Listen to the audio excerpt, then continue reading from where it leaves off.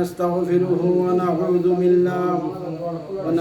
بالله من شرور أنفسنا ومن سيئات أعمالنا من يهده الله فلا مضل له ومن يضلله فلا هادي له ونشهد أن لا إله إلا الله وحده لا شريك له ونشهد أن سيدنا وسندنا وحبيبنا ومولانا محمدا عبده ورسوله الذي أرسله بالحق بشيرا ونذيرا وداعيا إلى الله بإذنه وسراجا منيرا فقد قال الله تعالى في كلامه المجيد وفي فرقانه الحميد فأعوذ بالله من الشيطان الرجيم بسم الله الرحمن الرحيم ذلك من أنباء الغيب نوحيه إليك وما كنت لديهم إذ أجمعوا أمرهم وهم يمكرون وما أكثر الناس ولو حرصت بمؤمنين وما تسألهم عليه من أجر إن هو إلا ذكر للعالمين মহান রব্বুল আলমিনের দরবারে অত্যন্ত শুকরিয়া আর মেহরবানি যে আল্লাহ রব্বুল আলমিন আমাদেরকে সংখ্যায় কম হলো সৌদি আরবের অত্যন্ত ব্যস্ততার মাঝেও আমাদেরকে কোরআনের বাণী আর কোরআনের কথা শোনার জন্য আল্লাহ তাআলা তৌফিক দিয়েছেন, সুযোগ দান করেছেন, আমাদেরকে উপস্থিত করে দিয়েছেন। সেজন্য আমরা আল্লাহর কাছে শুকরগুজার হই আর বলি আলহামদুলিল্লাহ। আমরা সূরা ইউসুফ থেকে আলোচনা শুনতেছিলাম এবং সূরা ইউসুফের প্রায় আমরা শেষ। আল্লাহ রাব্বুল আলামিন যেভাবে আল্লাহ বক্তব্য দান করেছেন, যেভাবে আল্লাহ ব্যক্ত করেছেন, যেভাবে আল্লাহ বয়ান করেছেন ইউসুফ আলাইহিস সালাতু ওয়াস সালামের জীবনী, আমরা মোটামুটি সেইভাবেই বর্ণনা করার আর শোনার চেষ্টা করেছি।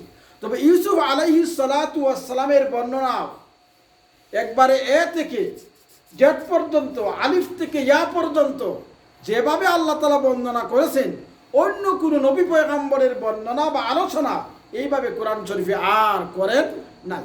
যেমন ইউসুফ আলাইহিস সালাতু ওয়াস সালাম একজন পয়গম্বর, আল্লাহর কাছে ওনার মূল্য আছে। মুহাম্মদ রাসূল সাল্লাল্লাহু আলাইহি ওয়াসাল্লাম উনিও একজন গুরুত্বপূর্ণ পয়গম্বর, আল্লাহর কাছে ওনারও কি আছে? মূল্য আছে। কিন্তু মুহাম্মদের জীবনী এইরকম ভাবে আল্লাহ আলোচনা করেন নাই। ইউসুফ আলাইহিস সালাতু ওয়াস সালামের পিতা ইয়াকুব আলাইহিস সালাম উনি একজন গুরুত্বপূর্ণ পয়গম্বর এবং নবী। ইয়াকুব আলাইহিস সালাতু ওয়াস সালামের পিতা হযরত ইসহাক আলাইহিস সালাম উনিও গুরুত্বপূর্ণ একজন পয়গম্বর এবং নবী। আর ইসহাক আলাইহিস সালাতু ওয়াস সালামের পিতা হইল কে? ইব্রাহিম আলাইহিস সালাম, উনিও গুরুত্বপূর্ণ একজন পয়গম্বর এবং নবী। কিন্তু তাদের ব্যাপারে এরকম বিস্তারিত আলোচনা আল্লাহ করেন নাই। হ্যাঁ, তবে জাতির পিতা ইব্রাহিম আলাইহিস সালাতু ওয়াস সালাম, আমরা যাকে জাতির পিতা মনে করি হযরত ইব্রাহিম আলাইহিস সালাম, যার মিল্লত আমরা মানি, সেই ইব্রাহিম আলাইহিস সালামের যে পিতা, উনার পিতার নাম ছিল কি? আজর। দেখেন, আমরা অনেকে বলি আমি অমুকের ছেলে, বেটা হই আমি চৌধুরী সাহেবের ছেলে, আমি অমুক মন্ত্রীর ছেলে। তাহলে এরকম যদি হয়, আমার বাপ বেটা হইলেই যদি আমি বেটা হই, তাহলে ইব্রাহিম আলাইহিস সালাতু ওয়াস সালামের বাপ তো ছিল কি? আদর ঠাকুর। কি মনে করেন খুব বেশি ইজ্জত আছে বেচারা? ইজ্জত নাই। কিন্তু উনার ছেলে ইব্রাহিম, উনার ইজ্জত আছে কিনা? তাহলে আসলে বাপ দিয়া না, আসলে নিজের আমল দিয়া। লাহা মা কাসাবাত ওয়া আলাইহা মা ইকতাসাবাত, যে যা করবে তাই কি। ইয়া ফাতিমাতু বিনত মুহাম্মদ আনকিদে নাফসাকি মিনান নার, হে মুহাম্মদের মেয়ে ফাতিমা, তুমি এটা ভাববো না যে তুমি মুহাম্মদের মেয়ে বললা কিয়ামতের ময়দানে নাজাত পেয়ে যাইবা। না, তোমার আমল যদি ঠিক না থাকে তাহলে তুমিও ধরা পড়ে যাইবা, তুমিও ধরা। ইয়া সুফিয়া, হে সুফিয়া আম্মাত মুহাম্মদুর রাসূল সাল্লাল্লাহু আলাইহি ওয়াসাল্লাম আনকিদি নাফসাকি মিনান নার, হে সুফিয়া আপনি মুহাম্মদের ফুফু হওয়ার কারণে জাহান্নামের আগুন থেকে বাঁচতে যাইবেন, মোটেও মনে করেন না। আপনার আমল দিয়ে আপনার কি বাঁচতে, পীরের ছেলে হইলে সে পীর হয়ে যাবে, আর পীরের ছেলে হইলেই অনেক টাক বেয়া গেল তা নয়। এই জন্য আমি বলি যে এক বেচারা তার বন্ধুরা দাওয়াত দিছে পরিবার সহ, আসার পরে আপনারা জানেন সেই কিচ্ছা, দাওয়াত দিছে আসার পরে তোর দাওয়াত পাইয়া বন্ধু তার ফ্যামিলি, তার স্ত্রী, তার ছেলে মেয়ে সবাইকে নিয়ে বন্ধুর বাড়িতে গেছে, দাওয়াতে গেছে। ওই বেচারা দাওয়াত দিয়া মনে করেন 10 জন লোক আসবে, 10টা পেপসি এনে রাখছে। আসার পরে 10টা পেপসি তারা খাইছে। কি মনে করেন তারা খুব খুশি হইব? কুমার তুই দাওয়াত দিছ আসার পরে এই পেপসি খাওয়ার লাগি, অথবা মনে করেন পেপসি না, আসার পরে দাওয়াত দিয়া সে মনে করেন কিছু সালাতা বানাইয়া রাখছে, এটা তো সবাই রে সালাতা দিছে, সবাই সালাতা খাইছে। কি মনে করেন খুব খুশি হয়ে যাইব? ওইটা কি রে, দাওয়াত দিল, হ্যাঁ সালাতা দিয়া দিল দি। অথবা আমাদের দেশে খানির পরে ফিন্নি দেয়, হ্যাঁ খানা না দিয়া খালি ফিন্নি সবাই দিয়া দিল, কি খুশি হবে সবাই? কেন খুশি হবে না? আসলটাই কি? সবাই কি বলবে তুই আমার বন্ধু, আমার দাওয়াত দিলি, সে বলবে আমার বন্ধু তুই দাওয়াত দিলি, আমি বড় মুখ করে আমার ফ্যামিলি নিয়ে হয়েছি, আমার ওয়াইফ নিয়েছি, আমার একটা মান সম্মান আছে, তুই আগে বলবি না যে তুই খানার ব্যবস্থা করতে পারবি না? আমরা এখন গিয়ে খুব হাসতে থাকবো, আমার বউর কাছে ইজ্জত রইলো, আমার স্ত্রী আমার কি বলবে যে তোমার বন্ধু এমন নিয়ে দাওয়াত দিল, সে খাওয়ার কিছুই দিল না। দিছে তো পেপসি তো দিল, ফিটনে তো দিল, সালাতা তো দিল, কিন্তু দিলি কি বা আসলটা কি? এই দেওয়ার কোনো মূল্য কি নাই? তাহলে যার নিজের আমল ঠিক নাই, সে যদি বড় এক আল্লাহর ওলির ছেলে হয়, খানির মাঝে খানি নাই পেপসি আছে আর সে যদি বড় আল্লাহর ওলির শ্বশুর হয়, মনে করেন ফিরনি আছে খানি নাই, সে যদি বড় আল্লাহর ওলির মনে করেন সালা সম্বন্ধী কি হয়ে যায়, মনে করেন খানি নাই কিন্তু কি আছে, সালাতা আছে, ওই সালাতার ওই ফিরনি ওই পেপসির কোনো দাম কি নাই? আসল হইল কি? নিজের আমল। আসল হইল নিজের আমল। নামাজ রোজা হজ যাকাত যদি ঠিক থাকেন, তাহলে যদি খানা ঠিক থাকে, এরপরে পেপসি দিলে ভালো কথা, খানা দিছে এরপরে যদি মনে করেন এই সালাতা দেয় খানার লগে আরো ভালো, যদি ফিন্নি দেয় আরো ভালো, কিন্তু খানা না দিয়া ওইগুলা দিলে এগুলার কোনো মূল্য নাই। তেমনি ভাবে আল্লাহর ওলির ছেলে হওয়ার কোনো মূল্য নাই যদি নিজের আমল ঠিক না থাকে। অন্য একজনের বড় আল্লাহর ওলির শ্বশুর হওয়ার কোনো মূল্য নাই যদি নিজের আমল ঠিক না থাকে। আর নিজের আমল ঠিক থাকলে এগুলো কি কাজে লাগবে। খানা দিলে পেপসি দিলে আরো ভালো, বন্ধু খুব বেস্ট। খানা দেওয়ার পরে যদি সালাতা দেয় তাহলে ভালো, খানা দেওয়ার পরে যদি ফিন্নি দেয় তাহলে কি বলে? তাহলে আসল হইল নিজের আমল। আসল হইল কি ভাই? নিজের আমল। তাহলে ইব্রাহিম আলাইহিস সালাম আজর ঠাকুরের ছেলে। আসলে ইব্রাহিম আলাইহিস সালামের যে পিতা আজর, উনার নাম ছিল তারেক। তো তারেক সে তার ব্যবসা ছিল হে মূর্তি বানাইতো, মূর্তি বানাইয়া বেচারায় ব্যস্ত। কারণ ইউসুফ আলাইহিস সালামের প্রসঙ্গে যেহেতু আল্লাহ তাআলা লম্বা আলোচনা করেছেন, এই জন্য ইউসুফ আলাইহিস সালামের যে মোটামুটি উনার গুরু বাপ দাদা এদের একটা পরিচিতি, তাদের একটা পরিচয় আমাদের সামনে থাকা দরকার।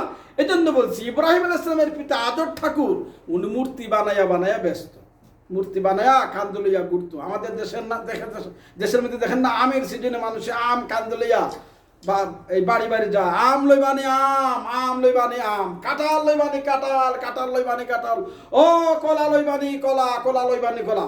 তো মানুষের পিছন দিক থেকে দেখে ওই কলা। আসলে কি মনে করে বেটার নাম কি কলা? বেটার নাম কলা না, মানে বেটা কলা বেশি আরই, বেটা কাঁঠাল বেছে ডাকতে কাঁঠাল বানিয়ে কাঁঠাল, বেটা বহুত দূরে গেছে গা, পিছন থেকে আমাকে ডাকতেছে ওই কাঁঠাল। আসলে বেটার নাম কি কাঁঠাল? কিন্তু সে আসে, ডাকলে কি আসে। রিক্সাওয়ালা মনে করেন দাঁড়ায় আছে, রিক্সা চালাই ও দূরে গেছে, খালি রিক্সা, পিছন থেকে ডাকতেছে, এত কইব নি রিক্সাওয়ালা, কিন্তু রিক্সাওয়ালা কয় না, রিক্সা।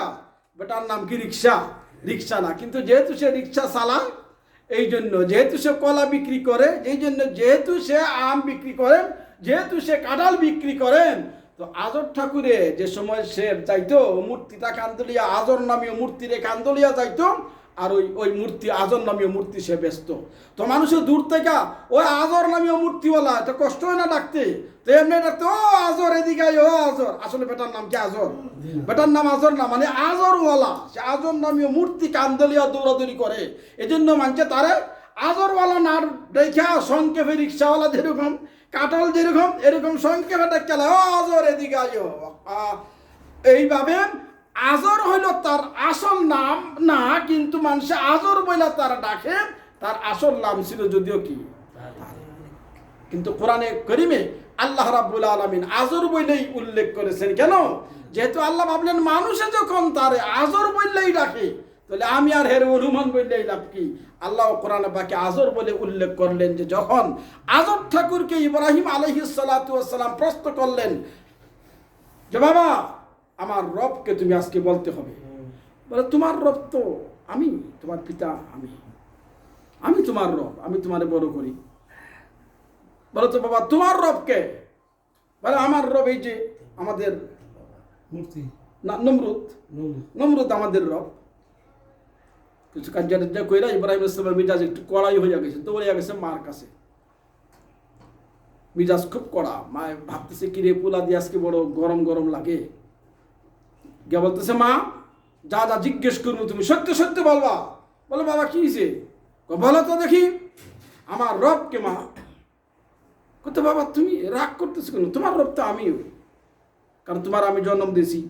আর মহিলাদের মধ্যে মায়েদের মাঝে রবের একটা খুশুসিয়ত পাওয়া যায়, কারণ মহিলারা আল্লাহ যেমন ধীরে ধীরে ধীরে ধীরে বড় করে, মহিলারাও বাচ্চারে যত্ন করে, রাত্রিবেলায় পেশাব পড়ায়, পায়খানা সাফ করে, গোসল করায়, কাপড় পরাইয়া দেয়, তেল মালিশ করে দেয়, আদর যত্ন করে, আস্তে আস্তে তারে কি করে বড় করে। তো রুবুবিয়ত রব মহিলাদেরকেও, মাকেও এখনো এক ধরনের রব বলা হয়। আরেকটা রব আছে রব্বুল মাল, মানে সম্পদের মালিককে তারাও রব বলা হয়। তো আমি তো তোর রব বাবা, তো তুমি আমার রব হলে তোমার রবকে? বলে আমার রব তোর বাবা। তো আমার বাবার রবকে? তো দৌড়াইয়া যায় মা মুখের মধ্যে দোষে, বাবা আর সামনে বাড়িস না, সামনে আর বাড়িস না, আর সামনে বাড়িস না। বলে বলো ওকে।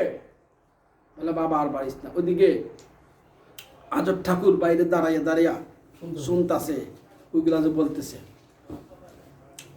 আজব ঠাকুরের দৌড়াইয়া গেছে নমরুদের কাছে, নমরুদ কি এত তাড়াতাড়ি, এত সকালবেলা কি হয়েছে? আইলা যে ওই আপনার দুশ্মন পাওয়া গেছে। আজব ঠাকুরের পুলাতো, আপনার দুশ্মন পাওয়া গেছে। বলে কি বলো আমার দুশ্মন? আসো আসো বসো। মনে করেন আহ্বান করে বসে, এটা সে কি হয়েছে? ওই যে আপনার দুশ্মন আমার পোলা ইব্রাহিম, হে তো আপনার রব মানে না, এই ঘটনা, সে আপনার দুশ্মন। এ বলে আরেকজন নাকি কে রব আছে আপনার উপরেও, তাই নাকি? এবার সরকারি পুলিশ পাঠাইয়া গ্রেফতার করে নিয়ে আসছে ইব্রাহিম আলাইহিস সালাতু ওয়াস সালামকে। উনি তো বল ছোট্ট ঘটনা, সামনে পরে বলবো যে সময় সামনে আসবে। তো হযরতে ইউসুফ আলাইহিস সালাতু ওয়াস সালাম, উনার আব্বা হইলেন ইয়াকুব আলাইহিস সালাতু ওয়াস সালাম। তো ইয়াকুবের অর্থ হইল পিছে আসা, আকিবুন মানে এড়ি। আকিবুন শব্দের অর্থ হলো এড়ি, আরেক অর্থ হলো আকবুন পিছনে আসা। অর্থাৎ ওরা ছিল, ইসহাক আলাইহিস ইসলামের ছিল দুই সন্তান, একজন হইল ইয়াকুব, আরেকজন হইল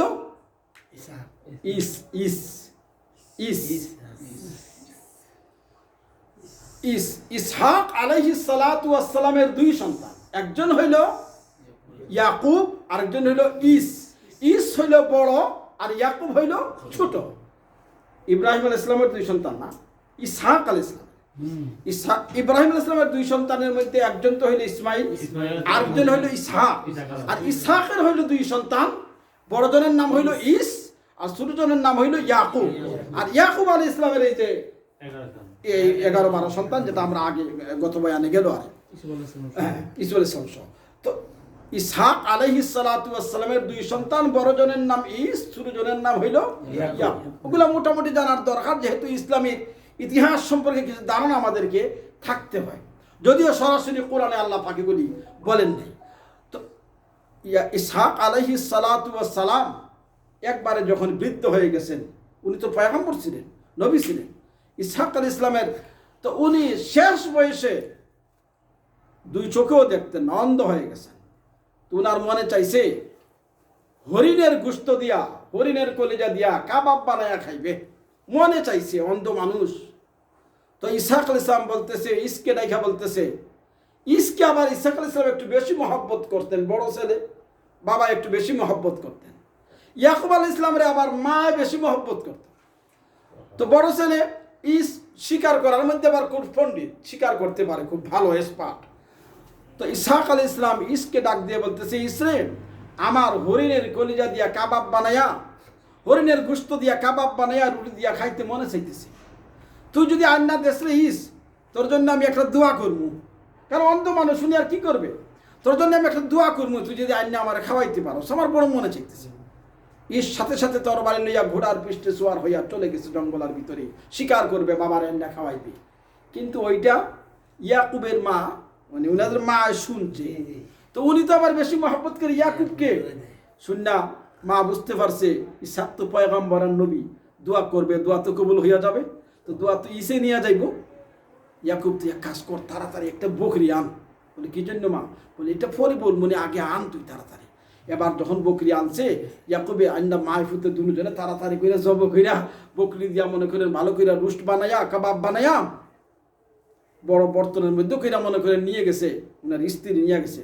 নেন পয়গম্বর আপনি খান, এই যে নিয়ে আইসি রুটি আর এই যে নিয়ে আইসি গোস্ত। তো ইসাক আলাইহিস সালাম জিজ্ঞেস করতেছেন মিনান্ত, উনি তার চোখে দেখে না, তুমি কে? আনা জাউজাতুক, আপনার স্ত্রী আমি। আমি আর কে চিনো না? আমি আপনার স্ত্রী। স্ত্রীরা তো একটু ধমক টমক দিবই বুড়ো হইলে, মনে করেন এখন তো আপনারা ধমকান, ওইটা হুজাইয়া দিব না। যখন বুড়ো হয়ে যাবে এক সময় আসবে, স্ত্রীরাও আপনারা কি করবো, ধমক দিব, বয়া তো চোখে তখন লড়াচড়া করো, গা পানি আন্না খাইতে পারো না, বয়া তো আন্না দিতেছি, ধমক দিবে। তো অন্ধ মানুষ তো ধমক দিছে, অন্ধ মানুষে আবার ধমক দিলে চুপ করে থাকে, কারণ অন্ধ মানুষ তো মনে করে যদি আবার গুতা মুতা দেয়, ঘুষি টুসি দেয়, তো ধমক দিছে যখন আনা যাউটা তোমার স্ত্রী গুস্ত নিয়েছে, আর কে আন্না দিব? আমি তো আন্না দিব, আর দিব কে? তো উনি ধমক পাই একটু চুপ পা গেছে, চুপ দেখা কিছুক্ষণ পরে দেও দেও খাই, তো দিছে, তো উনি পেট বেড়া খাইছে, খাইয়া স্ত্রী দাঁড়াই হয়েছে। ইয়াকুব রে কইছে, ইয়াকুব তুই ইসের যে পোশাক আছে ওই পোশাক টোশাক পইরা আস। তো ইসের পোশাক টোশাক পইরা বাপের কিনারে দাঁড়াই গেছে। তো ঈসা আলাইহিস সালাম খাওয়ার পরে ওই মা বলতেছে, তো তোমার পোলার জন্য দোয়াটা কইরা দাও। কারণ উনি তো একটু সন্দেহে আছি, কুদাকুদি করে। আমি বললাম ইসরে, আর আইলো ম্যাডামে নিয়া আবার কুদাইতেছে আমারে, তো উনি দোয়া করবো না বাবারে। তো স্ত্রী বলতেছে দোয়াটা কইরা দাও, দোয়াটা কইরা দাও।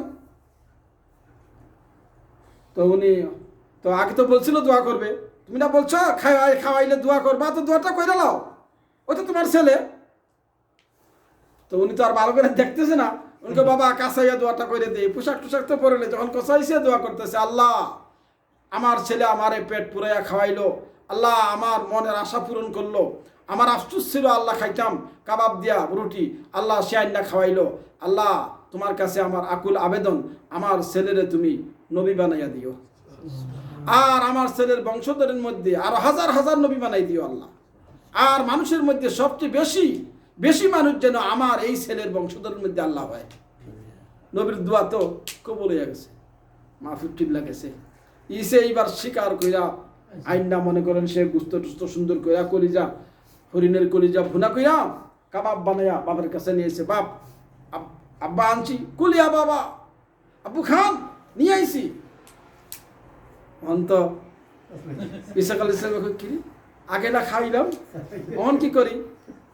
তো উনি বলতেছে অন্ত ফেটো তো বারাই মাত্র খাইছে উনি, আমরা দিনও 4বার 5বার খাই, আগের যুগে তো এরকম ছিল না, তো আগে এত পেটো খোদাও লাগতো না। ওয়াল্লাহি ইয়া বাবা আনা সাবান, আমি পরিতৃপ্ত বাবা, আমার পেট ভরা।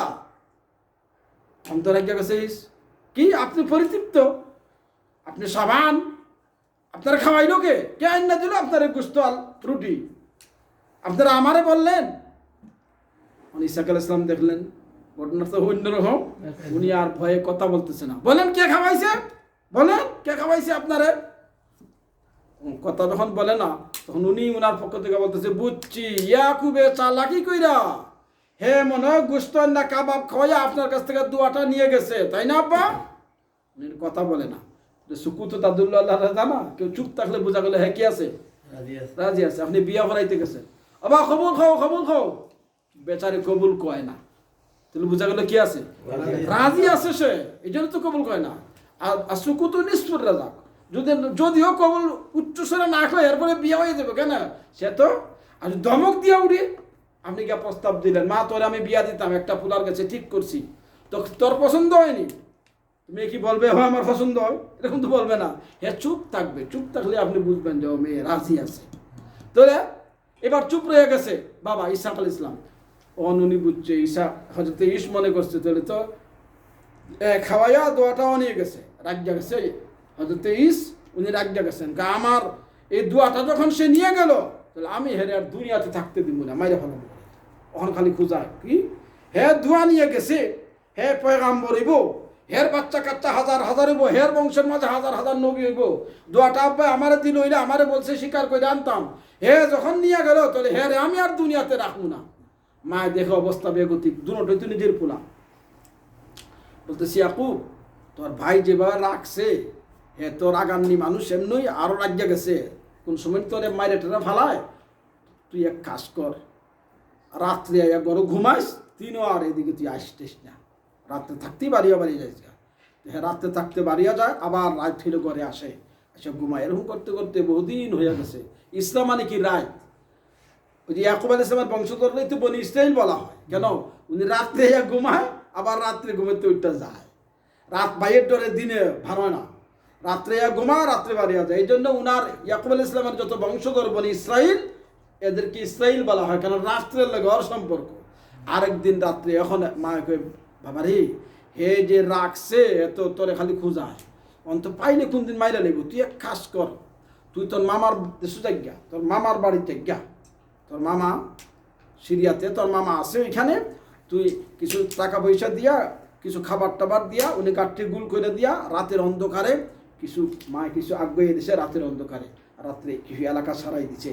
কারণ এই জন্য ইসরা মানে রাত্রে ভাগ্যা যেতেছে গা, উনি রাতের অন্ধকারে পলায়ন কইরা ভাগদাছে, নানার বাড়ির যাইব গা, মামার বাড়ির যাইব গা। জায়গা তোর নানার বাড়ির জায়গা, তোর মামার বাড়ির জায়গা, তোর মামা লাভ লবণ উনার বাড়ির জায়গা। আর উনার সাথে আমার কথা আছে, তোর মামার সাথে আমার কথা আছে। তোর মামার হলো দুইটা মাইয়া, একটা হলো লাইয়া, একটা হলো রাহেলা। রাহেলাটা খুব সুন্দরী ছোটো মাইয়া। আমি তোর মামাকে বলছি যে তোর ছোটো মাইয়া আমার ইয়াকুবের কাছে বিয়া দিবি, কিন্তু আমার ছোটো বোলার কাছে তোর ছোটো মাইয়া বিয়া দিবি। তো তোমার মামা ওই সময় বলছে আমার কাছে একমত হয়েছে, তো তুই যাইগা গেলে গা পড়ে ওই তোর মামার এই তোর ছোটো মাইয়া, মামার ছোটো মাইয়া তুই তোর কাছে বিয়া দিবে, ওই শর্ত আমার আছে, তুই যাইগা। এবার কিছু সব কিছু গুলটুল করে দিয়ে রাতের অন্ধকারে মাছ যুদ্ধের পাড়ে আগাই দিছে। এবার যাইতে যাইতে উনি চলে যাচ্ছে মামার বাড়ির যে বোগা, কারণ বাইরে থেকে মাইরা লইব পাইলে হজরতে ইসে। কারণ ওই যুগের লোকেরা তো আমাদের মতো এরকম না, বড় ঢল ফিগার, বড় বড় মনে করেন। একটা ইটা দিলে মনে করেন তারা বিল্ডিং ভাঙ্গা নিতে পারে, কত শক্তিশালী তারা। সিত্তুনা জেরান 60 গজ লম্বা, 120 হাত লম্বা যদি হয় তাহলে ফাঁসে কত বড় হইব, এই বিল্ডিং এর মতো হইব না মনে করেন। একটা 20 হাত খালি লম্বা বিল্ডিংটা তো 120 হাত হবে না, 120 হাত লম্বা হয় তাহলে তারা কত বড় হবে। তো বড় বড় মানুষ তো উনি যাইতেছে একা একাই যাইতেছে, চলে যাচ্ছে। উনি আর নানার বাড়ি চলে যাবে, লাবণের বাড়ি চলে যাবে, উনি মামার কাছে যাইবে গা। প্রতিমধ্যে যাইয়া যেখানে বর্তমানে ফিলিস্তিন, ওইখানে ওই সময় মসজিদ ছিল না, বাইতুল মুকদ্দাস ছিল না, কিছু পাথর রাখা ছিল। তো ওইখানের মধ্যে রাত্রে উনি যাপন করলেন। ভালো ভালো স্বপ্ন দেখে উনি সিদ্ধান্ত নিলেন যদি কোনো সুযোগ হয় তাহলে আমি এই জায়গার মধ্যে একটা মসজিদ বানাবো। এটা হলো ফিলিস্তিনের বাইতুল মুকদ্দাস যেটা বর্তমানে। তো উনি এখানে রাত্রে যাপন কইরা ওই নিয়ত কইরা যাইতেছে, চলে গেছে মামার বাড়িতে গিয়া সমস্ত ঘটনা বলছে, যেভাবে এভাবে আব্বা আমার জন্য দোয়া করছে, এখন দোয়া লই আমি বিপদে পড়ছি, এখন ভাইয়ের ডরে আইয়া পড়ছি, ভাইয়ে ফাইলে তোমারে মাইরা লেবো। তা আমার আম্মু এরকম বলছে এই ঘটনা আপনি বলছেন যে আপনার ছোটো মাই আমার কাছে বিয়া দিবেন। বলে তো বাগনা বলছি তো ঠিক হয়, এখন মেয়ে বিয়ে দিতে হইলে কিছু মহর টহর তো ধার্য করতে হয়। তো তুই এক কাজ কর, এই 3 বছর আমার বকরি গরু এগুলি তুই চড়া, এগুলি পাল, তো 3 বছর পরে তোর কাছে মেয়ে বিয়া দিয়ে দেব। ঠিক আছে, মহর তো ঠিক করা লাগবে, বেতন ঠিক কইরা মহরের জন্য উনি 3 বছর হয়ে গেছে, উনি গরু টুরু বকরি মেষপাল যা আছে রাখে। 3 বছর যেদিন শেষ হয়ে গেছে ওই দিন ধার্য কইরা, তারিখ ধার্য করলো, সময় ধার্য কইরা বিয়ে হবে। বিয়ে তো হয়েছে রাত্রে, মনে করেন বাসের ঘরে গিয়া ইয়াকুব আলাইহিস সালাম দেখে না রাহেলা না, ছোটো মাইয়া না, এটা তো বড় মাইয়া। কথা ছিল ছোটো মাইয়া। এখন বাসের ঘরে গিয়া দেখে ঘুমটা যখন সরাইছে দেখে এটাতে লাইয়া বড় মাইয়া। যাই হোক রাত যখন পাইছে গিয়া বলতেছে মামা আপনি এটা কি করলেন, আপনার সাথে তো আম্মা আমারে বললো যে আপনার সাথে কথা হয়েছে, আপনি রাহেলারে বিয়া দিবেন, রাহেলা সুন্দরী, আমিও খুব খুশি হয়েছি, তা আপনি দি বড় মাইয়া দিছেন। বলে বাবা আমাদের এলাকাতে বড় মাইয়া ঘরে রেখে ছোটো মাইয়া বিয়া দিলে এটা কি হয়, আইব হয়, দুষ হয়, বড় মাইয়া রেখে ছোটো মাইয়া দেই কেমনে। তো ঠিক আছে আমি বড় মাইয়া তোমারে দিলাম, তুমি আরো 3 বছর আমার বকরি মুকরি রাখো, তোমার ছোটো মাইয়াও তোমার কাছে কি বিয়া দিয়ে দেবে, ছোটোটাও তোমার বিয়া দিয়ে দেবে। মানে ছোটোটা কি ওইটার বই না শালি, তো এটাও বিয়া করছে, এটাও দিলাম, আর 3 বছর পরে এইটাও কি এই ওয়াশরুমটা কিন্তু আবার এটা মনে করেন না শালিরে মনে হয় বিয়া করা এই জায়গা আছে। ওই সময়ের ফতোয়া মতে কি শালিরে বিয়া করা বৈধ ছিল, ওই সময়ের ফতোয়া মতে দায়ী ছিল হিসাবে বলা হয়েছে আর। কিন্তু এখন আর কি না, এই সুযোগ কারো নাই। এরকম ভাবে মনে করেন আগের যুগে নিজের বোনরেই তওরাত নাজিল হয় নাই, জবুর নাজিল হয় নাই, ইনজিল নাজিল হয় নাই, আরো আগে ওই সময় নিজের আপন বোনকে বিয়া করা কি ছিল, দায়ী ছিল। কিন্তু এখন যদি কেউ নিজের আপন বোন বিয়া করে আর বলে যে আগে তো ছিল হারাম, কেন হারাম? আগে যদিও ছিল কিন্তু এখন হারাম। কিন্তু ইউসুফ আলাইহিস সালাতু ওয়াস সালামের যুগে সজদা করা একজন আরেকজনের সজদা তাহিয়া যেটা বলা হয়, সম্মানের জন্য সজদা করা, নত করা, নব করা, ওইটা আগের যুগে ইউসুফ আলাইহিস সালামের যুগে কি ছিল, জায়েজ ছিল। যেমন হয়তো ইউসুফ আলাইহিস সালাম বললেন যে আমারে মা আর বাপ আর 11টা তারকা কি করতেছে, সজদা করতেছে। ওই যে উনি যে গদিতে বসলেন আর ওনার মা আর বাবা ওনারা সজদা কইরা কইরা ঢুকলো, কোরআনের যেটা ভাষা, তো সজদা করা হইলো, ওই যুগে সজদা করা বৈধ ছিল। কিন্তু এখন আর কিনা বৈধ না। কিন্তু এখন আমাদের দেশের কিছু নামদারি মানুষ আছে, তারা কয় আগের যুগে ইউসুফের যুগে যখন সজদা বৈধ আছে তো এখন বৈধ হবে না। তাহলে তারা যদি সজদারে যারা বৈধ বলে, তারা নিজের বন্ডে বিয়া করাও বৈধ মনে করার কথা। কারণ আগের যুগে তো বন্ডে বিয়া করাও কি আছিল, বৈধ আছিল। সজদা করাও বৈধ, বন্ডে বিয়া করাও বৈধ, দুই বন্ডে একসাথে বিয়া করাও কি বৈধ। তাহলে যারা সজদারে বৈধ বলে তারা উচিত নিজের বন্ডে বিয়া করা এবং দুইজনকে কি দুই বন্ডে একসাথে কি বিয়া করা। কিন্তু এরা ওইটা মানে না, খালি এইটা মানে। কিন্তু এরকম হইব না, মানলে আপনারা সবটি মানেন আর ছাড়লে কি সবটি ছাড়েন। কিন্তু ওই নামদারি কিছু মুসলমান তারা কই আগের যুগে ছিল, ইউসুফ আলাইহিস সালাম সজদা করলেন, হযরত ইয়াকুব আলাইহিস সালাতু ওয়াস সালাম উনার বড় ভাইরে সজদা করলেন যেটা সামনে আসবে। তো আমরা করলে অসুবিধা কি? আমরা বলবো এটা যে আপনারা মানলে সবটি মানে। যদি আপনারা বলেন যে সজদা তাহিয়া যাই আছে, সম্মানের সজদা যাইতেছে, তাহলে আপনারা নিজের বোনকেও বিয়া করতে হইব। আবার এক বোন বিয়া করলে চলবে না, দুই বোনকে বিয়া করতে হবে। একটা মানবেন আরেকটা মানবেন না, তা কি হবে না। তাহলে এভাবে ইয়াকুব আলাইহিস সালাতু ওয়াস সালামের কাছে দুইজনই কি করলেন, বিয়া দিবেন বললাম। উনার মামা লবান বললেন যে ঠিক আছে, তুমি 3 বছর বকরি মুকরি রাখো, আমি তোমার কাছে ওরেও কি বিয়া দিয়ে দেব। 3 বছর যখন শেষ হয়েছে, ঠিকই মামায় কথা মতে দিয়ে দিছে, ওই মেয়েও দিয়ে দিছে, দুজনই বিয়া দিছে। কিছুদিন পরে শ্বশুর মারা গেছে, কিছুদিন পরে শাশুড়িও মারা গেছে। কিন্তু লাবানের অনেক সম্পদ ছিল। এই যুগের সম্পদ হলো গাড়ি, যার গাড়ি আছে তার। কিন্তু ওই যুগের সম্পদ গাড়ি ছিল না। গাড়ির থেকে দুধ পাওয়া যাইব, গাড়ির গোশত কি খুললে খাওয়া যায়। কিন্তু ওই যুগে যেগুলো ছিল মনে করেন ছিল উট, উটের দুধও দেয়। আবার গাদা আছে, গাদা উপরে চড়া যাওয়ান যায়। বকরি আছে, বকরির দুধ দেয়, গোশত আবার খাওয়ান যায়। বকরি ছিল, গরু ছিল, হাজার হাজার গরু, বকরি, উট, ছাগল, মেষ, বিরাট সম্পদ ছিল ওনার মামার। যেহেতু আর কেউ নাই ইয়াকুব আলাইহিস সালামের মামার, তো উনি সব গরু, ছাগল, বকরি ধনী স্ত্রীকে বুঝাইয়া সবগুলা লইয়া আবার বাপের দেশের দিকে রওনা, জর্দান চলে আসবে। বাপের দেশে সবাই তো বাপের দেশের টান থাকে। অনেক মানুষ আসে না, আচ্ছা বলে ভাই আমার মা নাই, বাপ নাই, কিচ্ছু নাই, আমার কিচ্ছু নাই। কদিন পরে দেখা যায় হে আবার আস্তে আস্তে গফ করে আছে আছে, কদিন পরে আবার জায়গাও। অনেক মানুষ এরকম আছে না, প্রথমে এসে বলে কেউ নাই, পরে দেখা যায় তো সবাই আছে।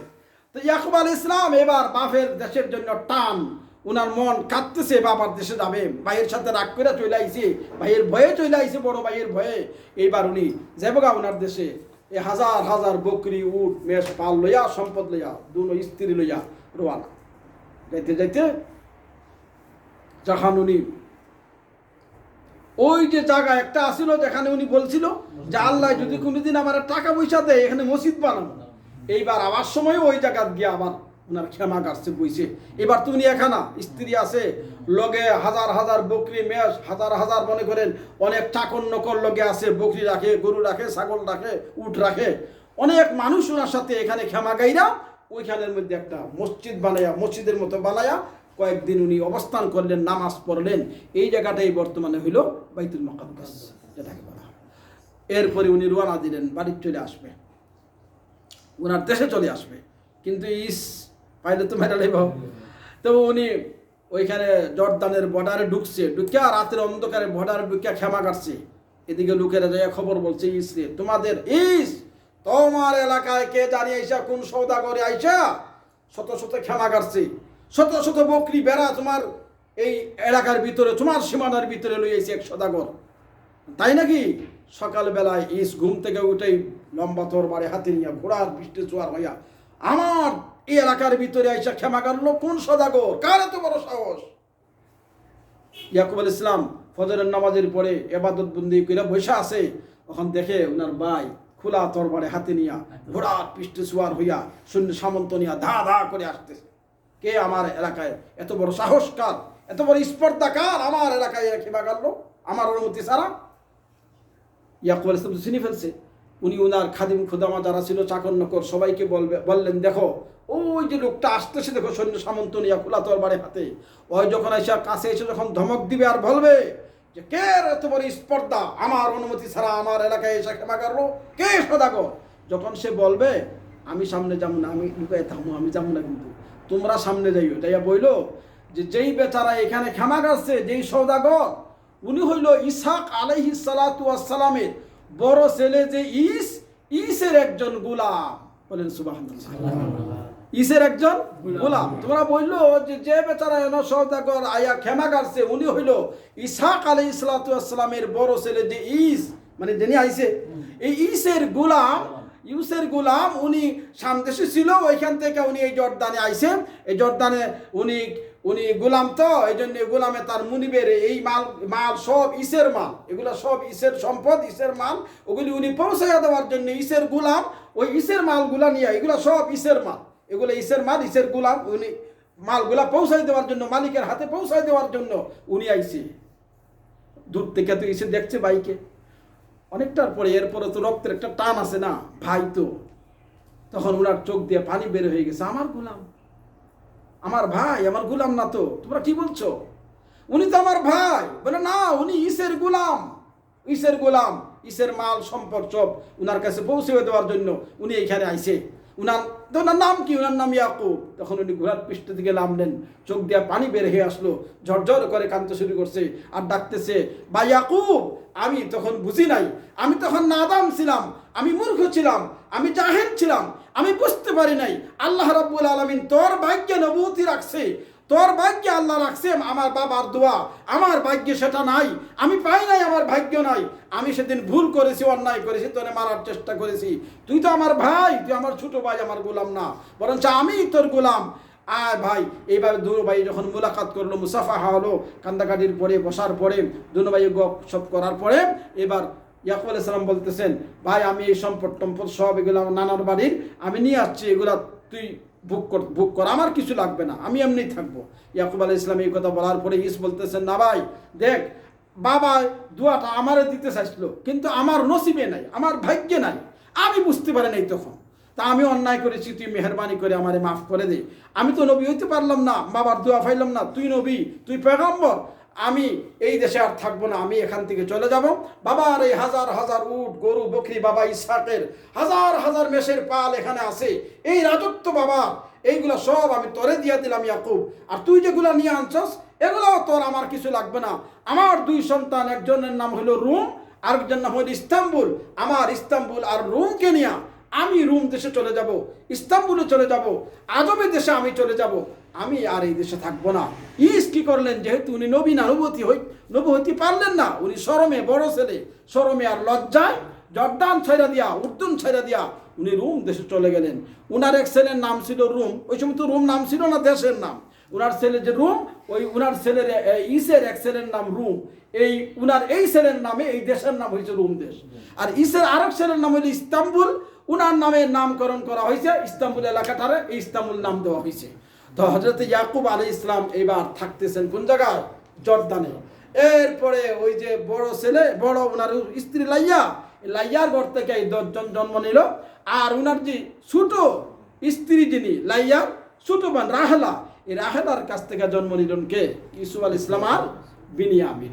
যে ইউসুফের কথা আমরা দীর্ঘ আলোচনায় শুনতে পেরেছি। আল্লাহ রাব্বুল আলামিন আমাদের সকলকেই কোরআন এই কথাগুলি বুঝার তৌফিক দান করুন, আমিন। আল্লাহ তাআলা এই কথা এভাবে বলেছেন, আল্লাহ বলেন, যালিকা মিন নাম্বাইল গায়ব নুহিহি ইলাইক ওমা কুনতা লাদাইহিম ইয আজমাউ আমরাহুম ওয়া হুম ইয়ানকুরুন ওমা আনতা কুনতা লাদাইহিম। হে নবী মুহাম্মদ, যেদিন ইয়াকুব নবীর সেই পুষ্কুনির ঘাটে রাত 11টা-12টার সময় এই 10 জন ছেলে, ওনার ইয়াকুবের 10 ছেলে বৈশা মিটিং করছিল, বৈঠক করছিল আর রেজলিউশন পাস করছিল যা আমরা সকালবেলায় 10 ভাই যাবো বাবার কাছে, যাইয়া আমরা যে কোনো উপায়ে ইউসুফকে ছুটাইয়া নিয়া জঙ্গলে নিয়া এরে আমরা পিটানির মতো পিটামু, এরপরে কুয়াত ফালাই দিমু। ওই যে তারা ওইখানে বৈশা রেজলিউশন পাস করছিল, সেই সময় তো ওই নবী মোহাম্মদ আপনি উপস্থিত ছিলেন না ওই সময়, কিন্তু এত আগের খবর আপনাকে আমি জানাইয়া দিছি, এটা হলো গাইবের খবর। তো নবীজি গাইবের খবর জানেন, কে জানাইলে? আল্লাহ জানাইলে। নবীজি, আল্লাহ বলতেছেন যালিকা মিন আম্বাইল গাইব, এটা গাইবের খবর। কিছু মানুষে বলে না নবী গাইব জানে না, কথা ঠিক হয়, কিন্তু গাইব জানে, জানাইতে হয় কে? আল্লাহ জানাইলে জানে। এর উল্টাটা কি হবে? না জানাইলে জানে না। আল্লাহ নবী গাইব জানে না, না নবী গাইব জানে মানে আল্লাহ জানাইলে জানে, এর উল্টাটা হইলো জানা। তখন কোন বেদাতিরা যদি আপনারে বলেন সবাই নবী আল্লাহ নাকি গাইব জানে, তা আমরা বলতে পারি জানে, আল্লাহ জানাইলে জানে, ঠিক কিনা? আল্লাহ জানাই দিছে, কারণ নবী তো ওই সময় ছিল না। ইউসুফ আলাইহিস সালামের সেই ওই মারার ঘটনা পুষ্কুনির পারে উনি ছিল না, কিন্তু আল্লাহ বলছেন এটা গাইবের খবর, নবী আপনারা জানাই দিলাম। তো নবী গাইব জানেন, আল্লাহ জানাই দিলে জানে। তো সেই রকম যদি হয় না, আল্লাহ না জানাইলে ওই গাইব কি জানে না। যেমন ইয়াকুব আলাইহিস সালাম উনি একজন পয়গম্বর, যদি গাইব জানতো উনার ছেলে ইউসুফকে নিয়া ওই যে একটু দূরে ওরা পিটাইতেছে, উনি কি জানে? উনি বলতে পারলো না, কারণ জানাইছে না। আবার দেখেন ইউসুফ আলাইহিস সালাম কই মিশরে চলে গেছে, মিশরে উনার ছেলে আসার জন্য তারা প্রস্তুতি নিবে। ইয়াকুব ইসলাম বলতেছেন আমি তো ইউসুফের গ্রান পাইতেছি আমার নাকের কোনায়, বলেন সুবহানাল্লাহ। ছেলেবেলেরা বলতেছেন, আতিফতিরা বলতেছেন দাদা তুমি একবারে ভূতের মতো পাগল হয়ে গেছো গা, কবে বাগে খাইছি ইউসুফ রে আর তুমি বুঝি এখন গ্রান পাও। যদি দেখা যায় গাইব জানে, আল্লাহ জানাইলে জানে, ওই আগে আবার জানলো না, কারণ আল্লাহ কি করে নাই, জানায় নাই। তুমি নবী গাইব জানে এটাও ঠিক, আবার জানে না এটাও কি ঠিক। তবে ঘুষাঘুষি করার জন্য মনে করেন একটা পক্ষ নিতে হয়, একজনে বললো গায়েব জানে, আরেকজনে বললো গায়েব জানে না, দুজনে লাগলো ঘুষাঘুষি, ওইটা কিন্তু আসলে ভালো পন্থা না। এক কথারে দুই দিক আছে।